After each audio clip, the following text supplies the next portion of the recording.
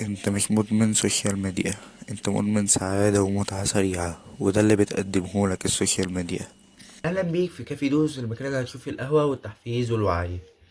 بقينا بنواجه مشكلة كبيرة في إننا مش عارفين نركز في حاجة ومستعجلين على طول، ومش عارفين نستنى 5 دقايق من غير متعة. وده اللي بيصعب علينا إننا نبدأ رحلتنا لأي نجاح، لأننا بقينا عايزين متعة سريعة على طول. وده النجاح محتاج وقت كبير عشان تبدأ تحس بيه من غير. في واحدة اسمها آنا لامكي كانت بتعمل أبحاث وهي من جامعة ستانفورد. فالمفهوم ده من الأبحاث بتاعتها، والمفهوم ده اسمه والمفهوم ده اسمه ميزان الألم والمتعة. مخنا بيتعامل مع الألم والمتعة في نفس المكان. يعني تخيل إن في ميزان في دماغك. انت يعني كل مثلا لما تتصفح فيسبوك، مخك بياخد الأوزان ويحطها في المكان بتاع المتعة. الميزان بيميل ناحية المتعة. فعشان مخك يفضل متوازن ويحافظ على الجسم بتاع التوازن بتاعه، بيفضل يحذف أوزان ناحية الجزء بتاع الألم. فكده المخ بيعمل كده عشان يفضل الجسم متوازن، لانك لما بتتصفح فيسبوك جسمك بيميل ناحية المتعة بشكل كبير. فانت الجسم عشان يخليه متوازن لازم يحدف شوية في الألم عشان يخليه بمساره الطبيعي. المشكلة في ايه بقى؟ انك لما بتفضل تضغط على الجزء بتاع المتعة طول الوقت، اوزان القلم بتبقى تقيلة قوي. فانت لما اول ما بتسيب الموبايل بتحس ان القلم بقى تقيل، بتحس ان اوزان القلم بقت اتقل من اوزان المتعة اللي انت كنت واخدها وانت ماسك الموبايل. وده اللي بيخليك تحس بقلق وزهق وملل من غير سبب واضح. في تجربة اسمها صندوق سكينر عملها عالم اسمه سكينر. جاب مجموعة من الفئران وحطهم في قفص، وحط في كل قفص حط زرار. أول ما الفار يدوس على الزرار ينزل له أكل. والنتيجة الصادمة إن لما الفئران بدأوا يدوسوا على الزرار، ومرة ينزل لهم أكل ومرة ما ينزل لهمش، أدمنوا إن هما يدوسوا على طول على الزرار عشان ينزل لهم الأكل على طول حتى لو هما مش جعانين.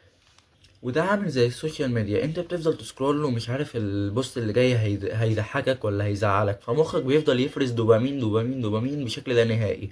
وده اللي بيخليك مش قادر تقفل الابليكيشن. لما بتغرق مخك بدوبامين عالي جدا، المخ عشان يحمي نفسه بيقلل عدد المستقبلات. زي مثلا لما تكون في حفلة فيها موسيقى صوتها عالي جدا، ودانك بتبدأ تقفل عشان ما تتأذيش. فلما بتخرج من الحفلة مش بتسمع الهمس العادي حتى. والنتيجة في النهاية إن الحاجات العادية زي المذاكرة أو الشغل أو حتى قاعدة مع أهلك ما بقتش بتفرز الدوبامين الكافي اللي يخلي المستقبلات بتاعتك عالية.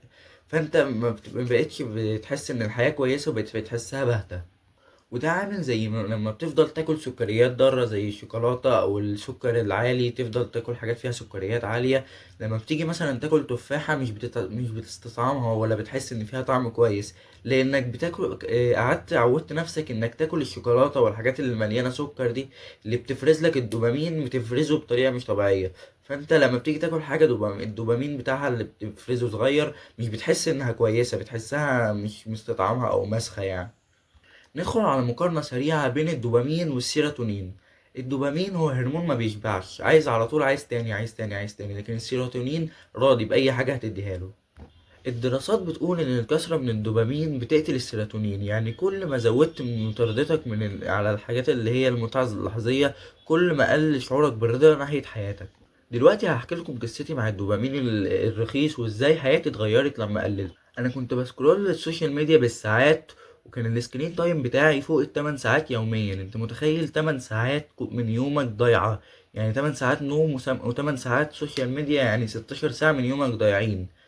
فكده انت كنت بضيع الوقت ده كله في ان انا ما بعملش ولا حاجة يعني. لحد ما قررت بقى ان اللايف ستايل ده ما ينفعش. فقررت ان اشغل وقت فراغي بالكورسات والمذاكرة، وده اللي وصلني دلوقتي ان افتح القناة دي. انا دلوقتي بقى هديك الحل العملي اللي هيخليك تبعد شوية صغيرة بس عن الدوبامين الرخيص. حاول تأخر المكافأة شوية. يعني بدل ما تمسك الموبايل على طول، قول أنا مش همسك الموبايل غير لما أذاكر 60 دقيقة. فلما تذاكر 60 دقيقة هتحس بالإنجاز وهتاخد دوبامين غالي. فهتحس إنك تستحق إنك تمسك الموبايل شوية، مش هتمسكه وإنت حاسس إنك ما عملتش حاجة، فمش مستحق إنك تمسكه. لازم كمان تنظم بيئة العمل، لأن العلم بيقول إن الإرادة ضعيفة بس البيئة قوية. فانت لازم تحط مثلا الموبايل في اوضه، وانت اقعد في اوضه وحط دايما مثلا قدامك كتاب عشان اول ما تلاقيش الموبايل قدامك هتقرا فيه كده كده. ال- الخلاصة، بص يا صديقي، الدوبامين مش عدوك، لا بالعكس، هو اللي بيخليك، هو الوقود اللي بيخليك تقوم من على السرير. لكن المشكلة ان احنا بقينا بنشحته من السكرولينج وريلز والحاجات اللي بتديك انبساط لحظي ببلاش. فالمخ لما بيتعود على طول على الحاجات دي بيقفل على مستقبلات السعادة اللي بتبقى فيه. فبعد ما تيجي بعد كده تعمل حاجة ليها قيمة زي المذاكرة أو الشغل، تحس مخك بيبعدك وتحس إنك مكسل، لان مخك اتعود على الحاجه السهله وعايزها دلوقتي، مش عايز يستنى عشان يعمل حاجه عشان يعمل الحاجه الحلوه. ندخل على فقره المقوله، ومقوله النهارده لواحد اسمه بليز باسكال، بيقول: القدرة على الجلوس وحيدا في غرفة هادئة دون عمل أي شيء هي قدرة عظيمة في القرن الواحد والعشرون. قصده إن اللي يقدر يقعد لوحده ما يعملش حاجة ويمارس الملل وما يعملش أي حاجة ويقعد بس يفكر مع أفكاره، ده عنده قوة خارقة في القرن ده. بس كان معاكم يوسف من كافي دوز، ومتنساش خليك دايما صاحب عقلك.